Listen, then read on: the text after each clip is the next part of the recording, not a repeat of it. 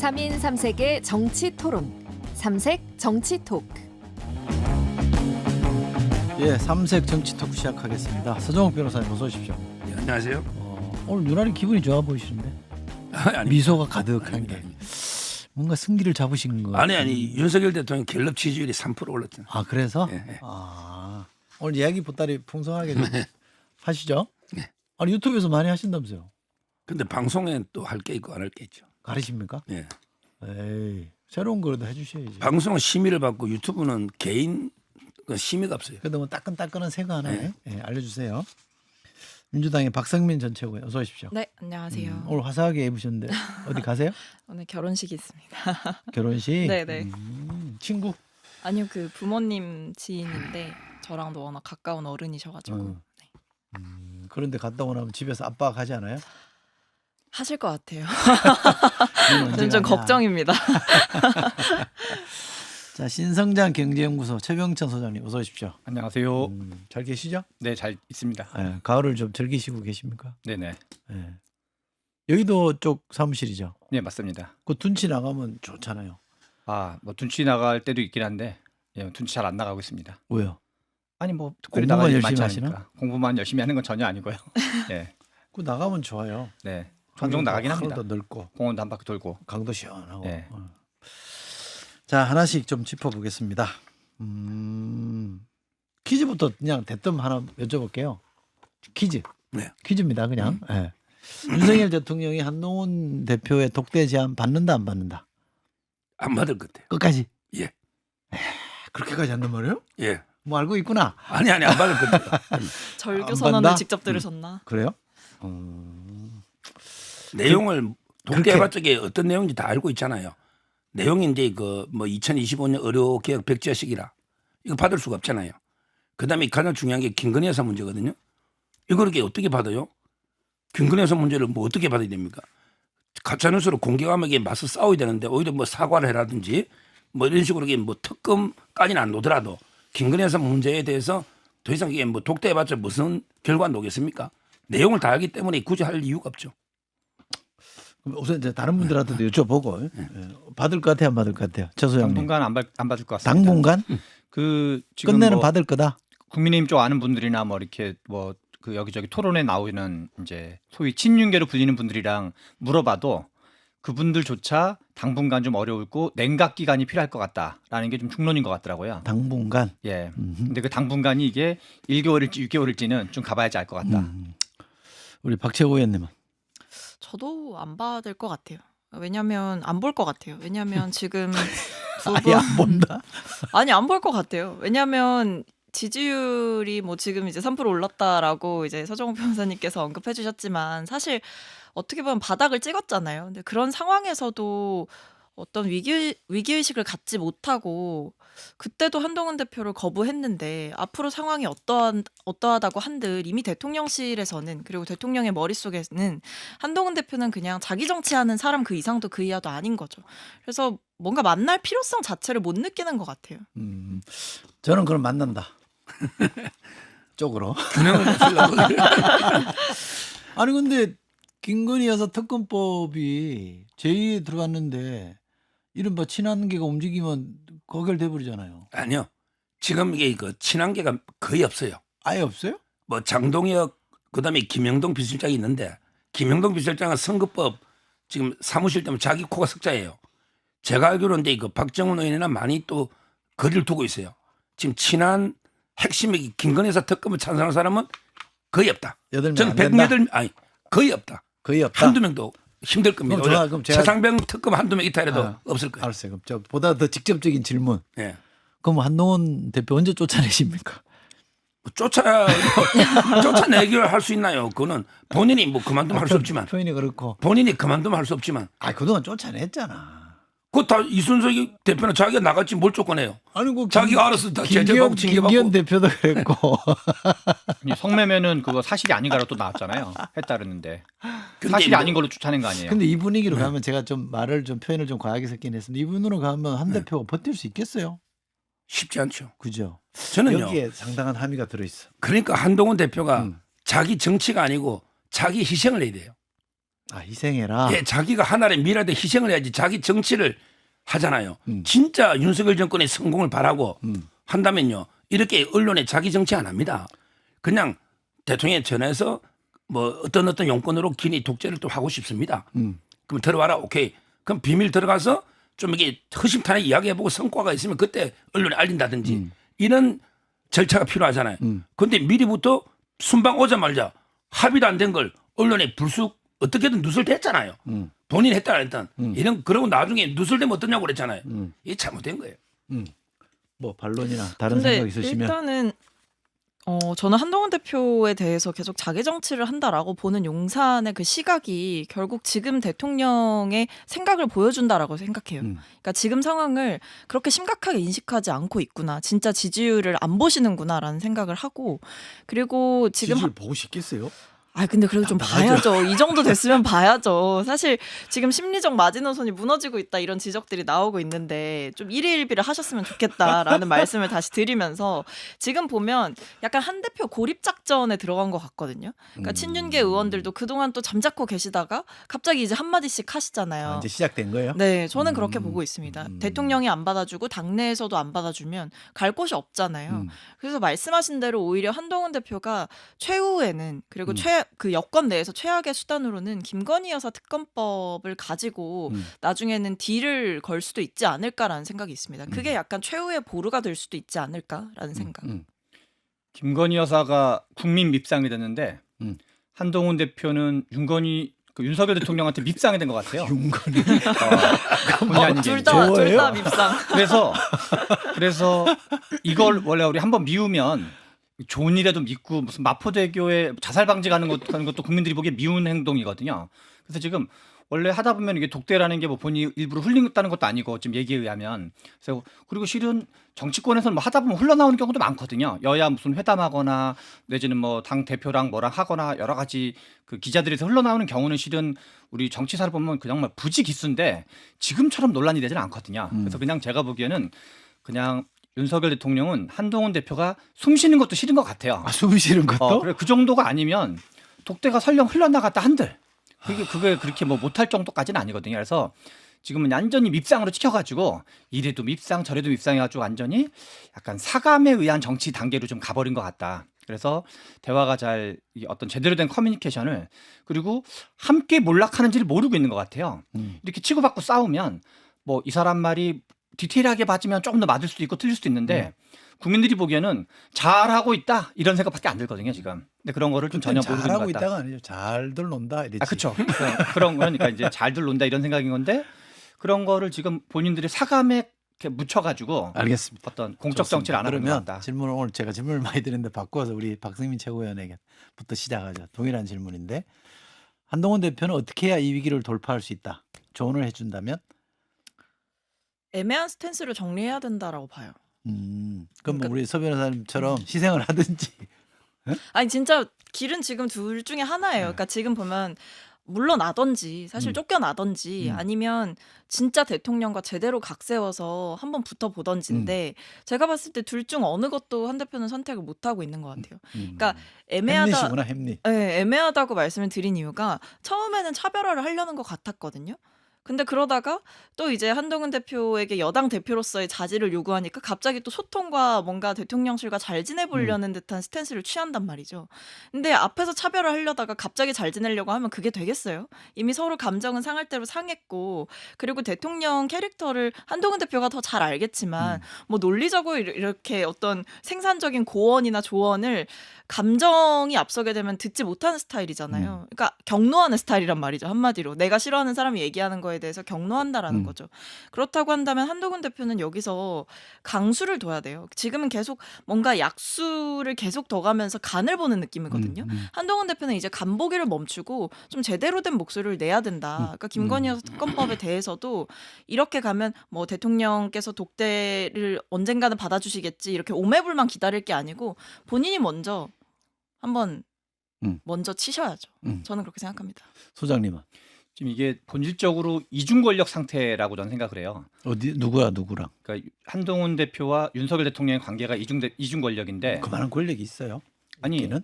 지난 대표 선거 때 63%의 지지를 받았잖아요. 그래서 국민의힘 지지자와 소위 말하는 민심으로부터는 63%의 지지를 받은 거로 봐야 되거든요.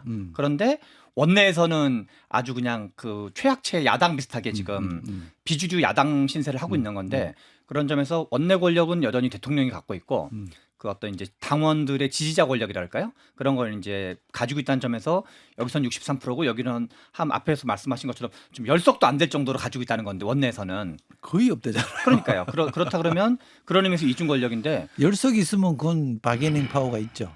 근데 그러면 논리적으로는 대통령이 협조를 얻어냈든가 제주껏 아니면 한판 세게 붙어가지고 그래서 서열을 정해야 되는 거죠. 저는 그 방법밖에 없다 생각을 해요. 서열을 정하자는 말 자체가 불경한 거야. 그쪽에서 볼 때는. 아니 그 말은 맞는데 어디다 대고 지금. 그게 정치가 대통령과의 관계도 한 축으로 중요하지만 네. 실제로 국민 눈높이도 정치 한 축인 거거든요. 그 둘의 이제 조율 관계가 실은 정치의 묘미인 건데 그런 점에서 저는 이 애매할 수밖에 없는 관계이지만 이 관계를 뭔가 정면 돌파 방식으로 하든가 아니면은 뭐 한 박자 있다가 나중에 이제 2보 전진을 위한 1보 호텔 하든가 그거 외에는 경우의 수가 없다. 서 변호사님 조언해주고 싶지 않겠지만 조언해준다면. 저는 두 가지를 조언해주고 싶어요. 네, 하세요. 한동훈 대표한테. 네. 첫째는 이제 이거 대전략을 바꿔야 된다. 지금 전략은요. 윤석열 대통령을 사뿐히 절여밟고 절여밟고 차별화를 통해 간다는 거예요. 19도 인용하시는군요. 이야. 그 있잖아 사뿐히 절여밟고 가시옵소서. 네. 그러니까 윤석열 대통령을 절여밟고 차별화를 통해서 내가 대선 간다. 이 전략을 바꿔야 돼. 바꿔라. 그냥 윤 대통령과 한 몸이다. 어차피 검찰 이기니까 국민들은 윤한을 구별 못해요. 하나의 정권이야. 그러니까 윤석열 대통령과 한 몸이 돼서 찰떡궁합으로 가야 된다. 가야 된다. 차별화가 아니다. 이걸 제가 첫째 권하고 두 번째는요. 임기 2년 연연할 필요 없어요. 이게 뭔 원래는 말이에요? 이번에 나왔으면 안 돼요. 누가? 한동훈 대표가. 저는 한동훈 대표의 권토중내는 필요하지만 이번은 아니라 그랬어요. 근데 이번에 홍준표 시장이 막 이렇게 부추기니까 근데 논 끝에 홍준표 시장은 미리 한동훈 등반식에서 친해자. 나중에 너무 위험하니까. 아 그래서 나오라 그랬나요?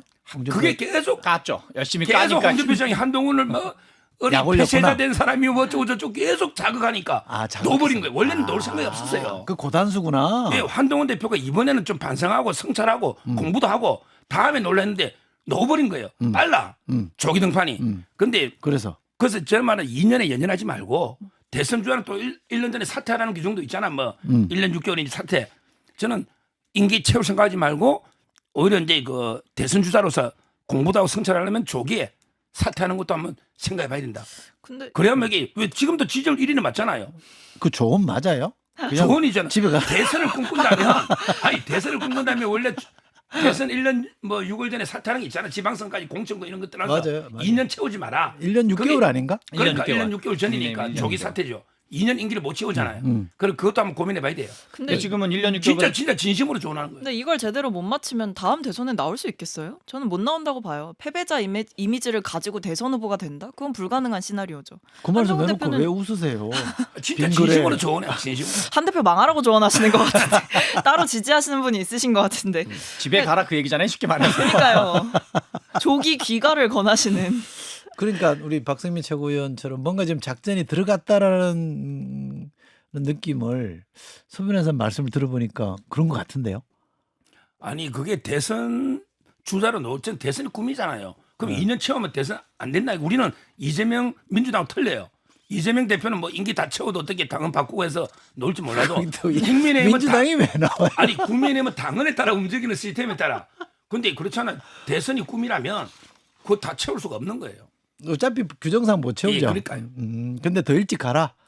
그것도 여러 가지로 이제 고민해 볼 수 있는 거죠. 그러니까 시끄럽게 하지 말고 빨리 집에 가라 이런 말씀이신 것 같습니다. 아 그러니까 지금 말씀 들어보면 한동훈 대표로서는 상당한 위기네요 지금. 그렇기도 하고 지금 고비에 서 있네. 용산의 분위기가 서 변호사님 말을 통해서 약간 반영되고 있는 것 같아요. 한동안 용산하고 우리 서 변호사님 뜸했는데 최근에 아주 가까이 긴밀한 소통을 하시는 것 같아. 표정이나 항상 긴밀한 소통합니다. 연락도 안 하신다며 지난 아니 그 비서관이나 뭐 꼭 대통령하고 연락해야지 소통은 아니잖아요. 알겠습니다. 다양한 형들. 예. 알겠습니다.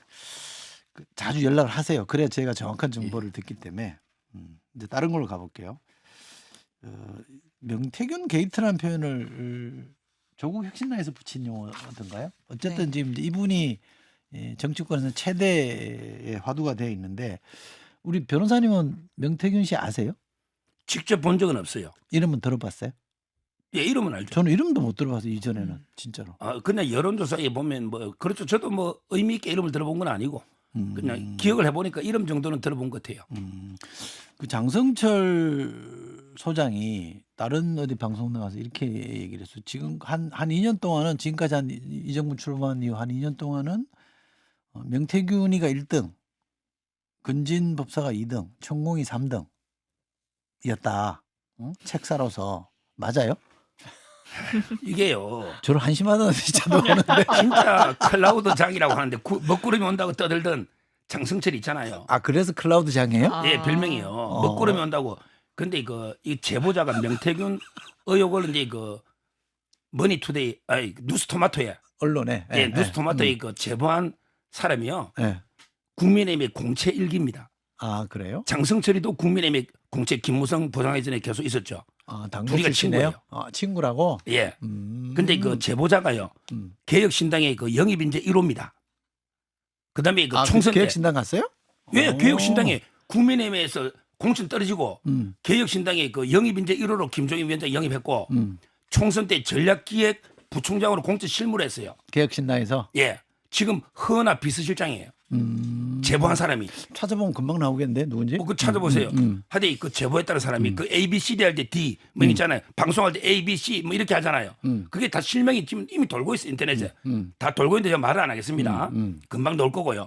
그러니까 제 말은 제가 이게 종합 취재를 해봤더니 이 D라 이 제보자나 그다음에 김영선 의원의 그 비서관 있잖아요. 회계 뭐 돈 주고 이런 분들이 뉴스토마토에 주는데 아무 결정적인 자료가 없대요. 없대요? 그 자료를 가질 수가 없잖아. 명태균 씨나 김영선 이분이 폭로하는 것도 아니고 거기 비서관이나 제보자 그분이 당직자가 뭘 알아봤자 얼마 알겠어요. 오케이 그 얘기 가기 전에 그러니까 예. 1등, 2등, 3등 이건 아니다. 그러니까 전혀 근거 없는 제 말은 장성철이 그 제보자하고 친구니까 거기에 조금 듣고 계속 몇 주 전부터 뭐 먹구리 몇 주 저쪽 떠든 게 그 들은 같이 당뇨로 몇십 년도 같이 하거든 국민의힘에. 그래서 아무 빈껍데기래. 알겠습니다. 번외 질문 하나 그러면 네. 근진과 천공원은 이렇게 서열이 나눠져 있어요? 아유 근데 누가 먼저예요? 제가 보기에 천공은 저는 진짜 제가 천공은 제가 2번 봤거든요. 직접. 근데 그거는 진짜 아니고요. 아니야? 근지는 천공보다는 저는 좀 낫다고 생각하는데 아. 뭐 서열을 매기거나 등수는 그게 맞네. 영향을 좀 조금 더 저는 근진이 좀 더 상식적이라 봐요. 아, 천공보다는 제가 아. 그 유튜브를 다 보면요. 아 그래요? 만나보시기. 근진도 보셨어요? 근지는 못 봤어요. 천공만 봤어요. 직접. 알겠습니다. 어떻게 생각하세요? 그 1, 2, 3등 얘기. 그거는 좀 뭐 이렇게 일단 장성철 씨는 근데 뭔가 맞을 때도 가끔 있을 수 있지만 뭔가 좀 약간 제가 보기에는 약을 좀 이렇게 쳐가지고 하는 경우가 워낙 많아가지고 약 뭔가 이렇게 여기 또 MSG. 클라우드 양념을 좀 쳐가지고 하는 경우가 워낙 많아서 예전에 민주당 관련돼서 그런 얘기를 하는 경우를 여러 번 제가 들어봤거든요. 그래서 저는 기본적으로 이렇게 크게 신뢰하는 편은 아니어가지고 네. 좀 이제 이번 것도 뭐 이런 얘기 들어본 적은 없어요? 예. 우리 박철구 의원님은. 뭐 순위까지는 정확하게 알 수는 없는데 네. 그냥 그런 거죠. 이제 비상식적으로 이제 국정 운영이 되고 있다. 그러니까 뭔가 논리적으로 설명이 안 되는 일들이 유독 여기에서 많이 일어난다라고 보면 근데 제일 많이 그럴 때 거론되는 게 김건희 여사가 배우로 많이 거론이 되더라고요. 야권이 아니더라도 여권에서. 근데 이 세 분이 나오는 이유는 김건희 여사가 누구에게 조언을 얻고 있느냐, 누구와 연결되어 있느냐를 추적하다 보면 꼭 이런 분들이 등장을 한다라는 얘기 때문에 그런 것 같고 명태균 게이트다라고 명명을 할 수밖에 없는 이유는 뭐 지금 뉴스토마토가 일단 다 공개한 게 아니다라는 얘기가 많잖아요. 그러니까 뭐 2년 동안 뭐 그동안 있었던 녹취록이라던가 이런 거를 가지고 있다 이런 얘기도 있고 그리고 명태균 씨가 단순히 김영선 전 의원과만 접촉한 게 아니라 김건희 여사와 직접적으로 연락했다라고 보여지는 뭐 주장도 있고 정황도 있기 때문에 이 부분에 대해서 저는 명태균 씨가 약간 시한폭탄 같은 존재다라고 보고 있어요. 근데 월급의 반을 그러니까 김영선 의원의 월급을 반을 가져갔다는 거 아니에요? 그런 녹취가 나왔는데 그건 팩트인가요? 확인이 된 건가요? 팩트로 그거 수사하고 밝혀진 있는 거죠. 건가요 지금 검찰이 그거는 이제 검찰이 아니고 공수처에서 하고 있어요? 한번 조사를 검토해 보겠다고 국회 답변하고요. 아마 배당을 해가지고 이제 정치자금법 그건 공처가 할 문제고 지금 명태균 씨가 이제 토마토 기자 3명을 편집국장까지 고소한 게 있죠. 예. 요거는 고발인 조사를 했어요. 예. 했는데 제가 취재해 보니 고발인이 명태균 씨예요? 예. 어. 그다음에 피고발인 고소인이 이제 그 토마토 네. 3명인데 예. 거기에 아마 명태균 측에서는 자기가 이제 김건희 여사하고 텔레그램 했다는 거예요. 예. 김영선 의원이 김건희 여사하고 한 게 아니고 명태균 이분이 김건희 여사하고 한 거다. 이걸 아마 경찰에 낼 것 같아요. 왜? 그래야만 이게 토마토나 그 자료를 예 진실을 밝힐 수 있잖아요. 근데 그 내용이 김건희 여사가 개입한 게 있으면 명태균 씨가 내겠습니까? 오히려 그는 옆에 꼬불쳐놨겠지. 오히려 이제 김건희 여사가 내가 무슨 힘이냐. 오히려 나는 할 게 없다. 뭐 이런 개입 안 했다는 증거일 거예요. 이걸 명태균 씨가 김건희 여사가 한 걸 경찰에 제출하는 걸로 제가 취재를 했습니다. 뭘 알고 계시는데? 예. 그러면 김영선 전 의원하고 김건희 여사는 모르는 사이예요? 아는지 모르는지 모르지만 아직까지 둘 사이에 텔레그램은 없는 걸로. 아는 사이죠. 예. 근데 명태균 씨하고 김건희 여사 텔레그램이 있고. 근데 토마토는 마치 이게 김영선 의원하고 이게 뭐 김건희 여사가 텔레그램에서 뭐 김해로 가라 어쩌고 저쩌고 공약 지원해 줄게. 이 보도 있잖아요. 이게 명백한 허위라는 거죠.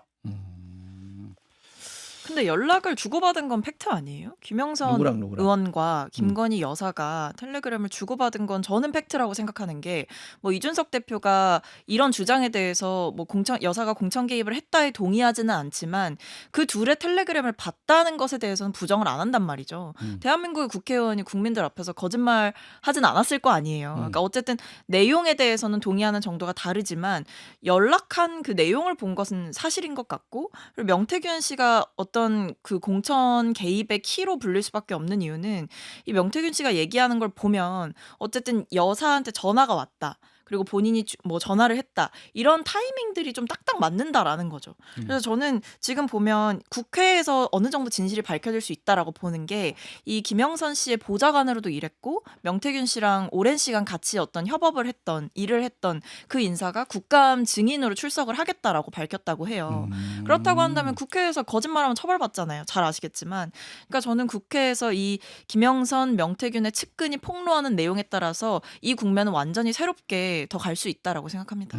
그 서정욱 변호사님 얘기를 들어보면 이 세 가지를 우리 합칠 수 있어요. 방금 말하신 거에 의하면 명태균 씨는 김건희 여사와 텔레그램을 주고받은 게 있다. 그리고 그걸 경찰에 제출할 예정이다.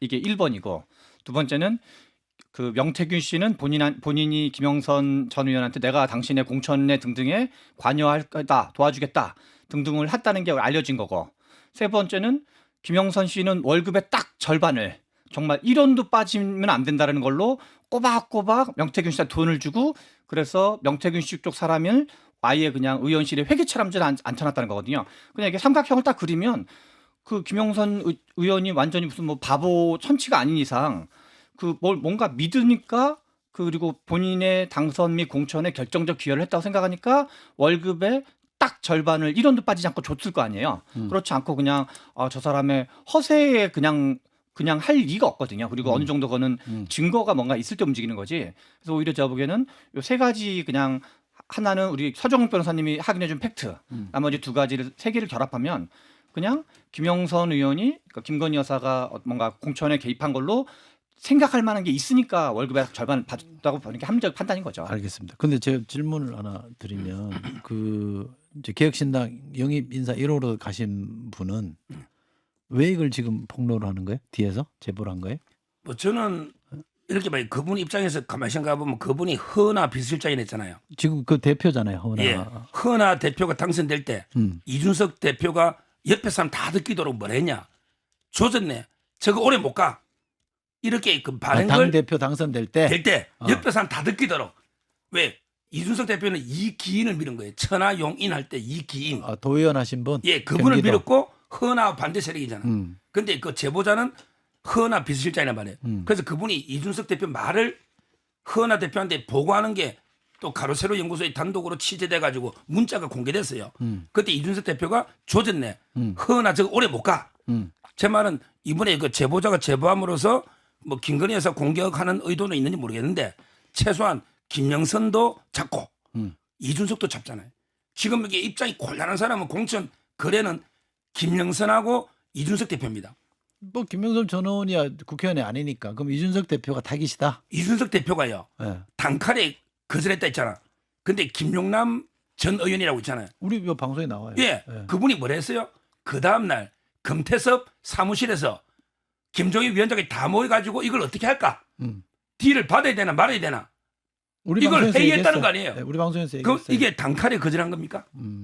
이준석 대표는 단칼에 거절했다 했잖아. 거절하고 그 뭐대요? 절 이름이 뭐예요? 칠불사. 칠불사. 아니 단칼에 거절하는데 그 다음 날 임원들 다 모여가 중요 인물이 다 모여가 금태 사무실에서 왜 회의를 합니까? 비공개 회의를.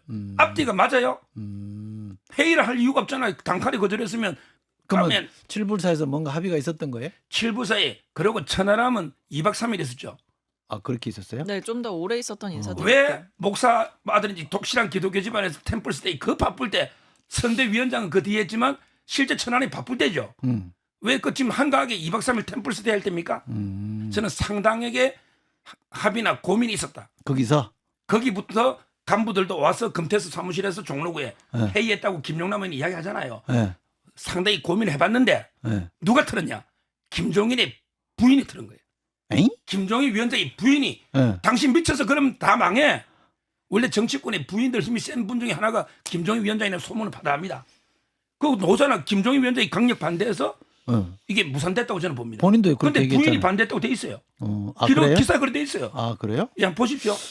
저는 고민을 하다가 네. 천하람 그 의원들이 2박 3일 오래 있었고 그래가 이게 이거는 거래가 안 되겠다 한 거지 단칼에 그건 아니고요. 그게 이제 그 바로 홍매화가 나오는 거죠. 그건 뭐예요? 홍매화 심은 뜻은 그 컴컴한 봉황을 보려고 이걸 심어야 배지를 단다 이렇게 하니까 이게 약간 이게 무속적인 면도 있지만 뭐 주술적인 측면도 있지만 아주 틀린 건 아니에요. 우리 옛날 시조 중에 벽오동 심은 뜻은 봉황을 버렸더니 어쩌고 노잖아. 다 이게 옛날에 그런 나무들 잘 심으면요. 특히 달빛이 달빛이 비칠 때 심어야 돼. 낮에 효과 없대. 저 그 스님하고 칠부사 주지 스님하고 통화하는 것도 봤거든요. 그 스님은 몰랐대. 자고 있을 때. 아마 이준석 대표나 명태균 이분이 아마 그 같이 심은 게 아닌가 저는 이래 봅니다. 그 심은 거는 봉황을 보려고 했다. 그 옛날 시조가 벽오동 심은 뜻은 봉황을 버렸더니 내 심은 탓인가 봉황은 아니오고 달빛만 빈가지에 걸려서 이 시가 있잖아요. 아니 근데 그런 거 하기에는 이준석 대표나 천하람 지금 뭐죠? 의원은 어리잖아. 제가 세대가 확실한 다른- 증거를 대게요. 세대가 다른데. 자, 확실한 증거를 대게요. 예. 반박해 보세요. 예. 기념식수를 하죠. 예. 기념식수에 누가 몇 월 며칠 심었다고 편말 안 세웁니까? 박정희 대통령 나중에 68년 하죠. 나중에. 예. 그러니까 박정희 대통령 68년 비석 뭐 같은 거 방문 하죠. 예. 뭐 국회의장 누구 기념수 다 국회 가면 기념수에 팻말이 있죠. 예, 돌 같은 거 이렇게 묻죠. 같이. 예. 거기에 이준석 개혁신당 대표 3월 1일 심답 이런 게 있습니까? 물총 안 가봐서 이거 아니 저는 모르겠네. 확인해 봤어요. 아, 없어요? 있으면 그거 찍어 사진 찍어 내놓으면 되잖아요. 기념식수를 몰래 누가 심은지도 모르게 예. 새벽에 4시에 이게 말이 됩니까? 그럼 그 아이디어를 누군가가 줬다. 그렇게 해라. 바로 저는 명태균 씨로 보는 거죠. 어. 거기 꼼짝 못하니까. 지금 이게 흥미진진한데. 흥미가 뭐 진진할 게 별로 없다고 보는 관심 게 없으신 것 같아요. 저만 관심 있는 것 같아요. 아니, 왜냐하면 이게 지금 우리 사 변호사님 말하는 거는 이 김건희 여사가 개입했는지 여부의 문제는 정치자금법 위반 사안이에요. 예. 그래서 지금 공수처가 검토를 하고 있다는 거잖아요. 근데 이준석 그 의원이랑 뭐 천하람 씨가 새벽 4시에 그걸 하고 말고는 그런 사실이든 아니든가 무관하게 뭐 주술에 관심이 있냐 없냐에 관한 문제예요. 그래서 그거는 공적인 문제를 우리가 생각을 할 때 그랬거나 말거나 그냥 어떤 사적인 사담이나 뭐 뒷담화 정도는 얘기할 수 있지만 그 국민들의 삶이나 실정법 위반 사항이 아무것도 없어요. 네. 그래서 사안이 완전히 다른 내용이다. 그러건 홍매화를 심었든 말든 새벽 4시에 심었든 뭐 새벽 2시에 심었든 아무 관계없는 문제다 그거는. 섞지 말하는데요. 아니, 근데 그것도 젊은 분들이 윤석열 대통령 왕자 새겼다고 뭐 건진에 또 천공에 또 이렇게 욕을 했잖아요. 근데 밤에 새벽 4시에 이준석 대표는 코를 파고 천하람 의원은 삽을 파고 이게 뭡니까? 컵을 파는 게 뭐예요? 옆에서 가만히 있어가 뭐 코딱지 만지는 것처럼 하고 있고 제가- 천하람 의원이 삽질하고 있잖아요. 제가 너무 멀리 안드로메다로 가시는 것 같아서 제가 다시 지구로 돌아와 보자면 근데 일단 이준석 의원과 이제 개혁신당 분들이 좀 해결해야 되는 의혹의 불씨는 전 남아있다고 봐요. 왜냐하면 약간 말이 조금씩은 틀리거든요. 뭐 결과적으로는 음. 거절했다라는 얘기는 다 같이 하시지만 그 거절의 과정에 대해서는 좀 다르게 얘기하는 것 같아요. 예를 들면 아예 처음부터 애초부터 안 된다 했다. 아니면 3번까지는 갈 뻔했다가 3번까지는 준다는 얘기가 있었다가 막판에 무산됐다. 이건 사실 좀 다른 얘기예요. 그러니까 심지어는 뭐 이 자리에서 얘기를 하셨던 걸로 기억하는데 김웅 의원이라든지 이런 분들도 사실 그런 얘기가 있어 오갔다는 것 자체는 문제가 될 수 있다라고 얘기를 한단 말이죠. 그러니까 이게 쉴드 불가의 의혹의 한 꼭지가 남아 있는 거예요. 그래서 저는 이게 정확하게 좀 밝혀져야 될 부분이 남아 있다라고 생각을 하고, 근데 사실 개혁신당보다도 저는 김건희 여사에 좀 더 집중해서 얘기를 해보고 싶은 게 지금 용산에서 해명이 저는 반쪽짜리 해명을 했다라고 생각을 해요. 그러니까 공천은 당에서 한 거고 어차피 결과적으로 김영선 전 의원이 컷오프된 거 아니냐라고 얘기를 했잖아요. 근데 여기서 빠져있는 두 가지는 김영선 의원과 김건희 여사가 둘이 그럼 연락을 주고받은 건 팩트냐에 대해서 제대로 답하지 않았고 용산은 두 번째로 김건희 여사가 공천 개입에 시도했으나 성공하지 못했다고 해서 공천 개입을 시도한 것 자체가 문제가 아니다라고 얘기하는 건 본질을 호도하는 거죠. 공천 개입을 시도했다는 것 자체만으로 저는 유죄로 처벌받을 수 있다라고 생각을 하기 때문에 사실 김건희 여사의 부적절한 행위에 대해서 지적하는 게 결과론적인 해석을 가지고 되치기할 수 있는 부분은 아니다라는 거죠. 알겠습니다. 명태균 씨 관련된 얘기는 앞으로도 조금 더 나올 것 같으니까 이쯤 하고요. 김건희 여사 관련해서 수사 심의가 2개 열렸었잖아요. 처음에 열린 거는 불기소를 얘기했고, 두 번째 최재형 목사가 요구한 거는 8대7로 반대 결론이 나왔잖아요. 검찰이 어떤 결론을 내릴 것 같아요? 보도에 보면 뭐 다 무혐의 처리한다 이렇게 나오던데 어떻게 보세요? 둘 다 불기소 하겠죠. 왜냐하면 지금 보면 한쪽만 기소하고 한쪽은 기소 안 하고 이렇게 가면 검찰이 존립이 가능하겠어요? 결과적으로 지금 아이러니하게도 가방을 준 사람은 청탁 목적이 있었다라고 주장을 하고 그걸 뒷받침할 수 있는 증거들도 계속해서 제출을 하고 주장을 했음에도 불구하고 검찰은 아니다. 그 당신이 준 거 뇌물 아니었다. 이렇게 마치 저는 검사가 변호사인 줄 알았습니다. 그 무죄다라고 그렇게 바득바득 우기는 이유는 김건희 여사를 불기소 처분하기 위해서 무혐의 처분을 하기 위해서라고 보여지고 근데 결국에 불기소 처분을 하는 게 검찰의 부메랑으로 돌아오겠죠. 그렇게 결과적으로 불기소 처분을 하게 되면 성역이 있구나라는 것을 검찰이 확인시켜 주는 거거든요. 김건희 여사에 대해서는 김건희 여사 앞에서는 검찰이 이렇게 기어코 무력화가 되는구나를 우리가 한 번 더 목도하게 되지 않을까 싶습니다.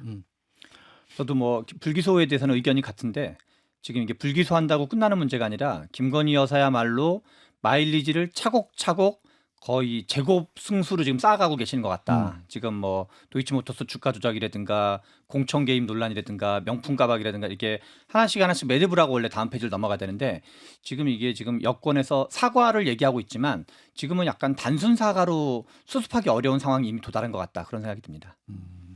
반론하셔야죠. 예. 네. 근데 제 개인적인 감정으로는요. 최재형 목사에게 좀 처벌하고 싶어요. 거짓말을 너무 많이 했고 김 여사는 이제 무혐의라고 저는 개인적인으로는 생각하는데 왜 김영란법이라는 게 준 사람은 처벌 조항이 있어요. 근데 배우자는 금지 조항만 있고요. 처벌 조항이 없잖아요. 그러니까 준 사람만 처벌하는 게 가능합니다. 배우자일 때는. 근데 지금 어렵다고 본 이유가 직무 관련성을 떠나서 일단 부정한 청탁을 하고 돈을 줘야 되거든요. 근데 최재형 목사가 부탁했다는 게 그 김건희 여사한테 직접 한 것도 아니고 공무원 그 보좌진한테 미국의 김창준 의원이 죽으면 국립묘지 좀 안장 검토해달라는 거예요. 그다음에 통일TV 뭐 송출 이런 이야기 2개 했다잖아요. 이거는 제가 보기에 민원 정도로 누구나 할 수 있지 이걸 부정한 청탁에 보기 어려워요. 최재형 목사가 내를 뭐 승진시키달라 뭐 자기 이권을 챙기려는 청탁이 아니고 납품이나 김창준 의원 죽으면 공헌을 많이 했으니까 의원 국립묘지도 한번 검토해 주세요. 저도 그거 할 수 있어요. 이게 부정한 청탁일까요? 뭘 주면서 했으니까. 뭐 주면 해도 네. 부정한 청탁인 내용을 봐야 되거든요. 김창준을 위해서 국립묘지 나쁜 것도 아니잖아. 한번 제안해 볼 수 있잖아요. 저는 뭐 선물을 주더라도 청탁이 부정해야 되거든요. 알겠습니다. 요건에. 따라서 검찰도 고민 끝에 아마 이게 그 청탁 자체가 부정한 내용도 아니고 이거는 공작을 위한 거지 뭔가 자기 이권을 노린 최재형 목사가 한 게 아니고 공작이잖아. 그래서 아마 무혐의하는 것 같아요. 둘 다. 그게 방향도 맞다 이렇게 보시는 거예요. 법리적으로는 그런 것 같아요. 그런데 그러면- 감정적으로 보면 최재형 나쁜 사람이에요. 그러면 당에서 어쨌든 김건희 여사가 사과는 해야 되는 거 아니냐 이런 얘기 나오는데 그건 어떻게 보세요? 그거는 이제 그 여러 의견이 있는데 음. 제 개인적으로는 이게 그 대통령이 사과는 부부 1심 동체라고 좀 봐주면 안 됩니까? 이게 개변입니까? 일심동체죠. 그러니까 대통령이 부인의 현명하지 못한 처사로 어쩌고 저쩌고 이렇게 대통령이 국민 앞에 사과했잖아. 했어요. 예, 부인의 현명하지 기억이 못한 안 나는 거. 처사 때문에 그때 했지 않습니까? 뭐 야박하게 하지 아니, 못해. 처음에는 그렇게 박절하게 하고 박절하게 두 하지 번째 못했다. 대통령이 2번 국민 앞에 했는데 한 번은 박절하게 거절 못했다고 변명죄였고 두 번째는 부인의 현명하지 못한 처사에 대해서 하면서 사과했잖아요. 그래서 국민 여러분께 죄송합니다. 그랬어요? 그렇게 얘기 안 했죠. 아마 그런 그 취지가 부인의 현명하지 못한 처사 이게 사과 아닙니까? 그까지만 했어요? 그럼요. 뭘 대통령이란 게 뭐 다 유감입니다. 또는 통석의 염을 금하지 뭐 이런 식으로 수사적으로는 있는데 제 말 부인의 현명하지 못한 처사까지 했지 않습니까? 와이스 그 정도면 대통령도 좀 용서해주고 넘어가면 안 아니, 됩니까? 와이스 대통령도 그렇고 김영삼 대통령, 김대중 대통령들도 그렇고 아들들 때문에 고개 숙였어요. 아예 생쟁죄 할 때 국민 여러분 죄송합니다 했어요.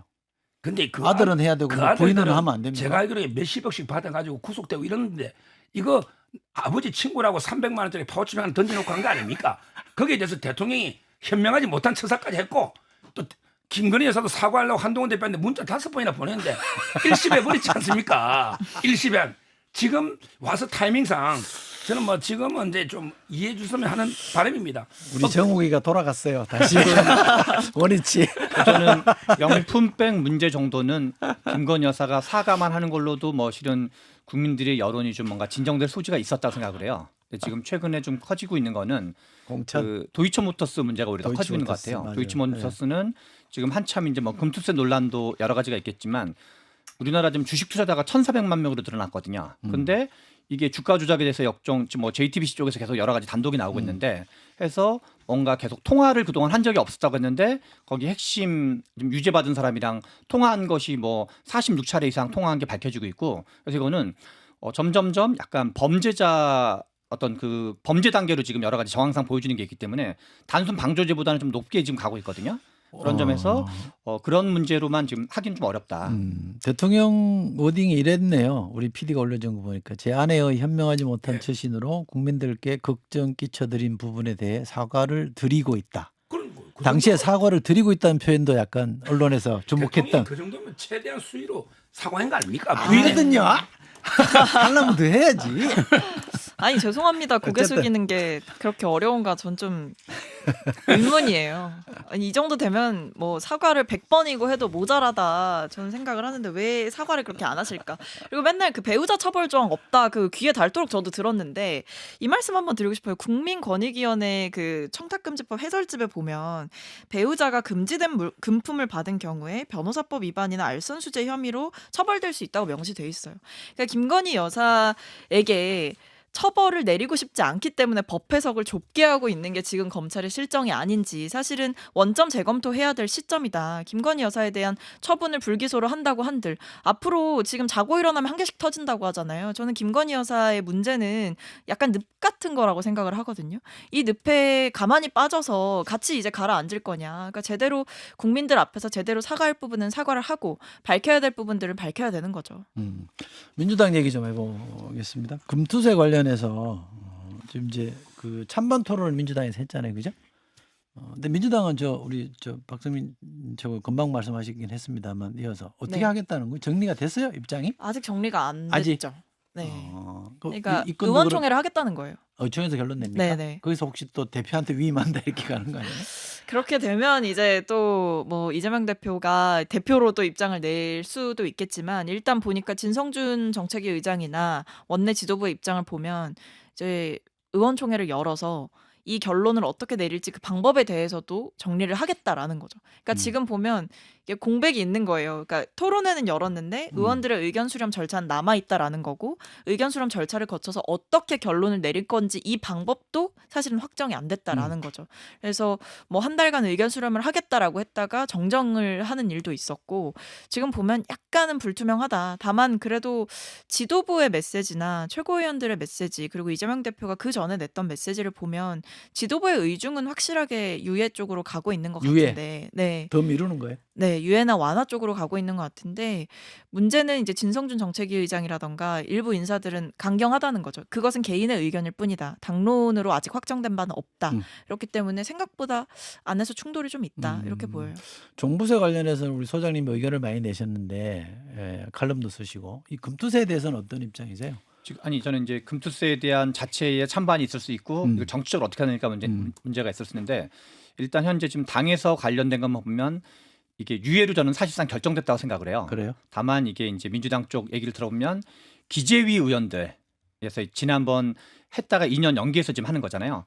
기재위 의원들 입장 원래 되게 강했다 그래요. 아, 당연히 하는 거지라는 의견이 아주 강했던 거기 때문에 이재명 대표가 나름 이제 그립감을 가지고 있음에도 불구하고 이게 이제 기재위 의원들이나 뭐 이런 분들의 어떤 반발이라 그럴까요? 그 추진 의지가 강하기 때문에 그런 것까지를 고려해서 나름 어떤 당내 의견 수렴 절차를 저는 거치고 있다고 생각을 하고 그래서 근데 워낙 세게 지금 뭐 정성호 의원이라든가 등등을 메시지를 보냈기 때문에 그리고 또 이소영 의원 쪽이 얘기하는 걸 봐도 분위기가 좀 바뀌었다. 그 토론회를 공청회를 계기로 분위기가 바뀌었다는 점이 있어가지고 저는 사실상 이제 유예는 결정됐는데 그거를 좀 내부에서 호흡을 좀 어떤 반발하시는 분들이 있으니까 그런 정도로 봐야 되고 그리고 원래는 엄밀히 말하면 금투세 자체가 뭐 딱 시기에 있던 정답이 있다기보다는 지금 이제 주가가 되게 안 좋고 여러 가지 뭐 기업 밸류업도 있지만 좀 그거에 대해 별로 평가가 안 좋기 때문에 그러면 사실상 2년 유예는 곧바로 대선이 있기 때문에 사실상 좀 약간 진짜 약간 무기한 유예 비슷하게 되는 효과는 확실히 있는 것 같습니다. 이 여기에 대해서는 뭐 의견을 특별히 한마디 꼭 해야 돼요. 하세요. 네. 조세법의 대원칙이 소득 있는 곳에 세금이 있다. 네. 근데요, 주식 소득은요, 다른 소득하고 결정적인 다른 점이 하나 있어요. 예를 들어 우리 근로소득이나 부동산이나 다른 거는요, 다 한번 읽고 따고 반복이 안 되죠. 한번 얻은 소득은 영원한 소득이야. 세금 내야 되죠. 주식은 잃었다 땄다 97%가 손해봅니다. 주식 손해봤을 때 정부가 10원 하나 도와줬습니까? 주식에 폐가망신한 사람 많아요. 제 주위에. 누구 정부가 10원 하나 20% 도와줄게. 잃었으니까. 정부가 뭐 하라고 그랬어요? 그러니까요. 근데 잃었을 때는 10원도 안 도와주면서 네. 한 번 10번 읽다가 한 번 따니까 세금 거다가 네. 이게 맞습니까? 장기적으로 보면 뭐 5년 기준하든 10년 기준하든 장기적으로 보면 이게 잃었다 땄다 잃는 사람이 97%입니다. 아예 이거는 하면 안 되는 세금이에요? 아니 거래세로 내야죠. 이건 저항이 없어. 거래할 때마다 0. 얼마씩 떼면 다른 나라에서 다 하는 세제 아니에요? 세금? 제가 세금에 이게 여러 종합적으로 봐야 되기 때문에 꼭 이런 세금이 있다 없다 이걸 이게 단순하게 말하기 좀 어렵습니다. 종합적으로 분석을 또 해봐야 돼요. 그러니까 이건 폐지가 맞다. 골든타임이 지나가고 있습니다. 빨리 하세요. 빨리. 뭐. 골든타임이 지금 벌써 이탈하고 외국 자금 이탈하고 있잖아요. 빨리 결정하세요. 요걸 진작에 얘기를 좀 했어야 되는데 지금 시간이 너무 없는데 우리 변호사님한테 하나 여쭤볼게요. 지금 이제 이재명 대표 관련해서 먼저 선거법 위반하고 또 하나가 뭐죠? 위정교사. 위정교사 건이 곧 이제 선고가 나올 때가 다 돼간다는 얘기가 있잖아요. 11월 15일로 지금 이제 선거법은 알려져 있죠. 15일이죠. 네. 11월 아직 이제 위정교사는 아직 안 됐잖아요. 예. 월요일 날. 어떻게 보세요? 전망은 어떻게 하세요? 변호사시니까. 예. 선거법은 변호사라고서만 판단해 보세요. 선거법은요. 예. 2년 구형돼 있잖아요. 아마 선고는 징역 1년에 집행유예 2년 정도 절반 정도 오거든요. 이게 예상되고요. 선거법이 집행유예 나온다고? 예. 그렇게 세게 나와요? 2년 구형했잖아요. 징역 구형이 벌금으로 바뀌진 않아요. 너무 세게 했어. 그거 말도 안 돼. 아니 집행유예 선거법에- 붙이잖아요. 선거법에 구형 2년 한 예가 있어요? 예? 난 못 들어본 것 같은데. 선거법에 예. 이재명 대표만큼 질이 안 좋은 선거법 봤어요? 그럼 못 봤잖아요. 대통령 후보를 이렇게 하는 경우도 없죠, 사실. 그다음에 예로 그 따지면 위정교사 월요일 날요. 음.